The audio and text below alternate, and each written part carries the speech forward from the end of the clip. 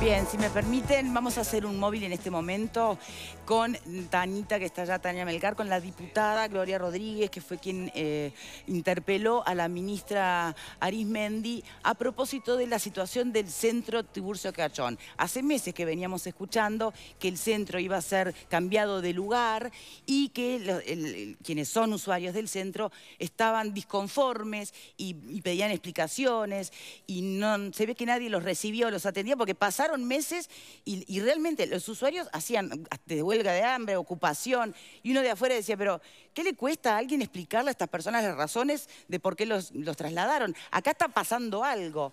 Bueno, y yo no sé si en definitiva, después de la interpelación que se le hizo a la ministra, se supo o se tienen cosas más claras. Tania Melgar está con la diputada. Tanita. Hola, buenas tardes, Victoria. Es así, la polémica estaba generada por el traslado de los usuarios del centro Tiburcio Cachón, ubicado en el barrio Brazo Oriental. Los querían trasladar hacia Camino Maldonado y Livia, que es bastante lejos de esa zona, con menos circulación de líneas de ómnibus y con más dificultades para llegar al acceso. Ese fue uno de los puntos en los cuales se estuvo debatiendo ayer en una interpelación que duró más de 12 horas y lo que generó más... dentro de esas 12 horas fue la polémica generada cuando la diputada instó a todos los legisladores a colocarse una venda para colocarse en el lugar de esos usuarios del Cachón, para generar empatía al momento de votar. Esa moción finalmente no tuvo eco, pero vamos a preguntarle a la diputada nacionalista Gloria Rodríguez, a quien vaticinó conversando previamente que no se va a realizar el traslado de los usuarios. Ella es lo que ella cree, lo que ella piensa. Es una visión muy personal y se lo vamos a preguntar por qué es. Bueno, una puesta a punto, diputada, gracias por su tiempo, de lo que sucedió ayer y bueno, y el porqué de su visión de que quizás no se realice este traslado. Gracias a ustedes. No, consideramos de que no se va a realizar ese traslado porque los uruguayos no nos merecemos cargar con ese peso, con esa mochila de una violación de los derechos humanos a las personas con discapacidad. Digo, estoy segura de que no se va a realizar ese traslado. Quedó muy claro frente a la resolución de la bancada del Frente Amplio cuando lo que apoya son las políticas del MIDES y en ningún momento apoyan a la ministra Arismendi. Entonces, digo, sabemos perfectamente que gran parte de la bancada del Frente Amplio no está de acuerdo y lo han manifestado públicamente, que no están de acuerdo con este traslado y con el procedimiento, cómo se ha encarado este tema, ¿verdad? No, la ministra se ha negado a hablar con los usuarios del Cachón. Digo, ha actuado de una forma sumamente arrogante y despectiva, no solamente con los usuarios, sino con el propio Parlamento. Diputada, ¿usted me escucha? Venían trabajando. Sí, te escucha, Victoria. Sí, sobre ese aspecto quería preguntarle directamente porque eso llamaba poderosamente la atención a quienes escuchábamos las noticias y seguíamos la actitud de los usuarios del centro y notábamos que no había nadie que se acercara realmente, o con autoridad, digamos, y peso, a explicar, porque a ver, si era por una cuestión económica, que es lo que se ha esgrimido hasta el momento de ese traslado, hasta se puede llegar a entender, pero parecía que nadie se dignaba a explicar. Frente a eso, ¿qué respondió la ministra? No, claro, le decía, no sé si Ay, escuchó, ¿no escuchó? Ay, no te puedo creer. Tu pregunta, con lo larga de la pregunta. Victoria, pero bueno, claro, trato de resumirla. Justamente frente a todos esos reclamos que hicieron los usuarios y si usted se lo trasladó, justamente es que nunca los había recibido de buena manera, que nunca habían sido escuchados los usuarios. Cuando ustedes le consultaron al respecto, ¿qué fue lo que contestó la ministra cuando le cuestionaron este punto? La ministra se fue en evasivas, que había hablado con algunas organizaciones sociales, pero reconoce que no habló con ellos. No, la ministra reconoce que no habló en ese sentido, ella sabe que no habló y lo reconoce, que no ha tenido esa charla que le están pidiendo, porque acá los usuarios no están pidiendo más allá de que se los escuche, ¿verdad? De un intercambio y el motivo del porqué del traslado. Tania, pregúntale, ¿de dónde sacó la idea de lo de la venda en los ojos? Porque fue tildada de demagoga y otras cosas más, ¿no? Ayer. Bueno, muy bien. Mira, Victoria, le voy a pasar el retorno, que estamos en vivo y no te está escuchando muy bien. Hago así, me pongo más cerca de la diputada y le traslado esta pregunta, después ya quedas comunicada. A ver, diputada, disculpe. Victoria le consulta al respecto de cómo fue la iniciativa de la venda que generó tanta polémica. ¿Fue idea suya? ¿Alguien se la proporcionó? ¿Y qué repercusión tuvo?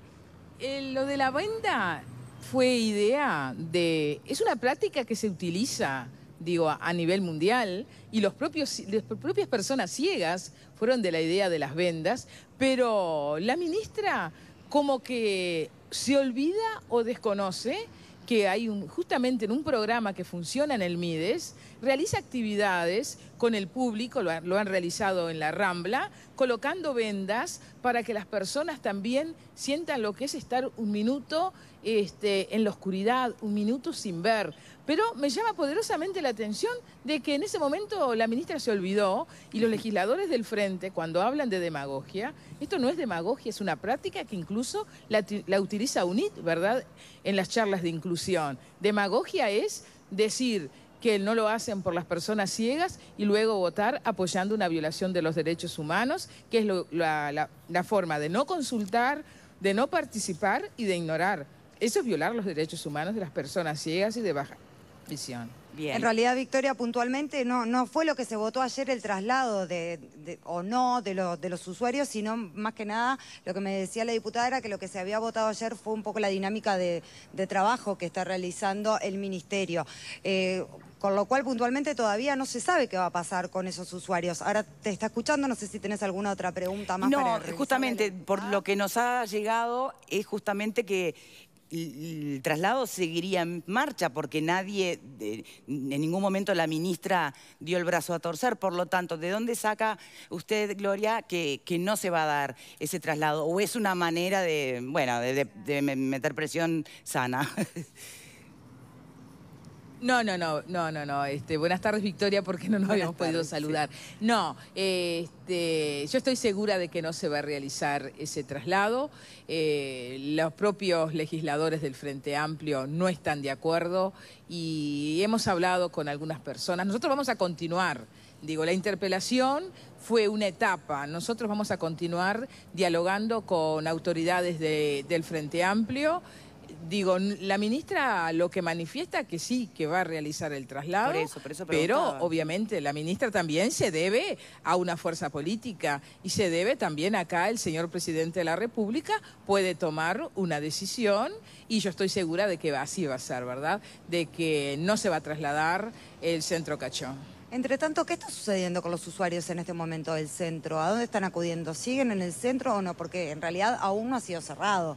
Pero se están dividiendo la población en ambos centros, no están yendo a ninguno de los dos. ¿Qué es lo que usted sabe, diputada? No, las actividades se comenzaron luego de la entrega de las llaves, cuando se levanta la ocupación, se continuaron realizando en el Centro Cachón. Lo que queda, ¿verdad?, porque fue desmantelado, ahora hay un llamado. No, las actividades se continúan realizando en el Centro Cachón.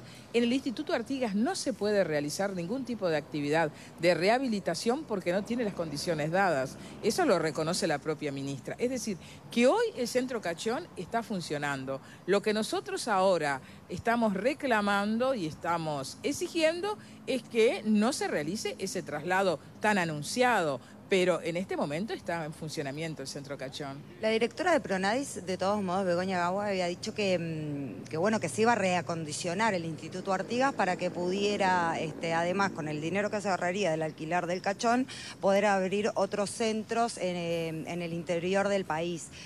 ¿A ustedes les consta que realmente sea así o es un dinero que en realidad en la reestructura del Instituto Artigas que no es necesario?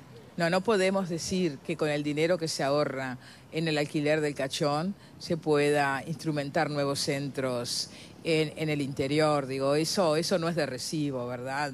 De ninguna manera. Nosotros, obviamente, que apostamos y consideramos que se debe de realizar la descentralización y que los pacientes del interior merecen recibir la misma e igual atención que se recibe acá en Montevideo.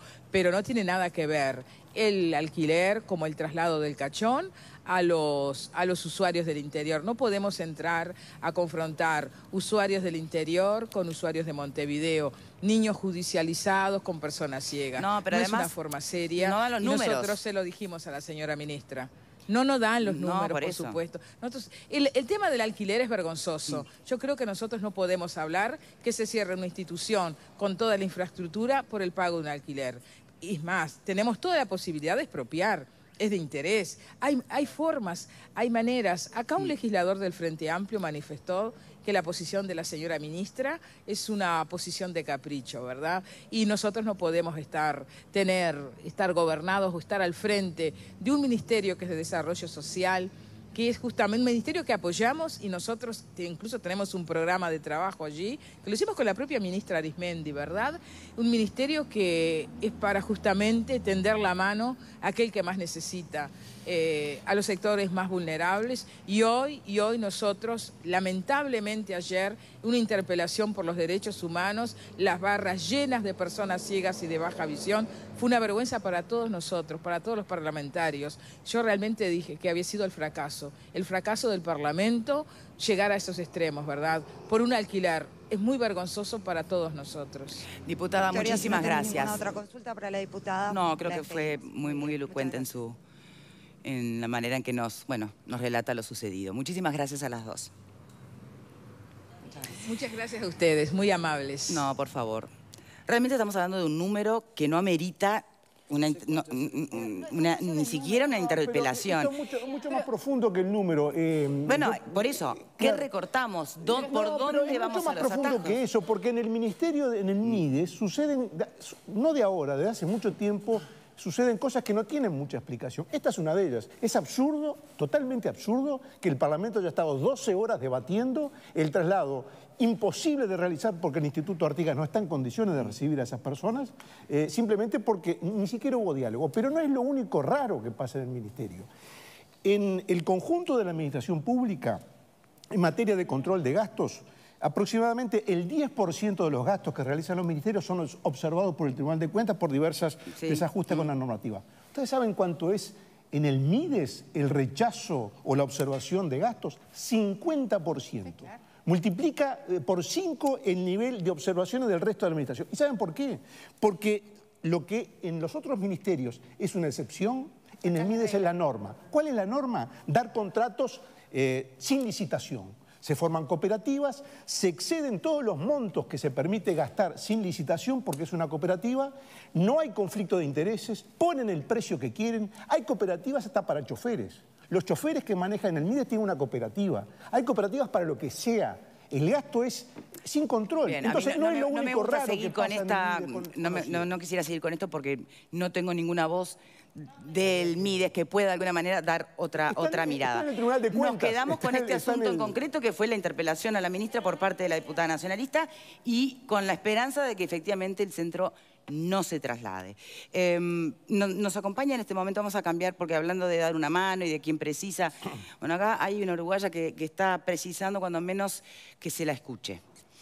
No es la primera vez que compartimos una historia de este tipo, lamentablemente. Nos acompaña la mamá de esta uruguaya. La mamá se llama Gabriela Pereira y es la mamá de Ana Paula. Ana Paula está en Colombia. Allá se casó con un colombiano, tuvo 2 hijos con el colombiano y se separan. Y empieza a sufrir o a padecer distintas formas de expresión de la violencia que conocemos, psicológica sobre todo, no solo ella como expareja, sino también, sobre todo la chica, la más grande, ¿no? La más grande. La chica más grande. Yo insisto que esto que vamos a escuchar acá es el relato que hace Gabriela y Ana Paula. Nosotros no tenemos, María Paula, perdón, no tenemos el relato del señor ex marido y padre de las chicas. De hecho, producción se comunicó con él telefónicamente hoy para darle la posibilidad de que hable y se exprese. Y él contestó que no, que lo va a mantener a nivel privado. Entonces acá lo único que tenemos es la voz de María Paula a través de su madre.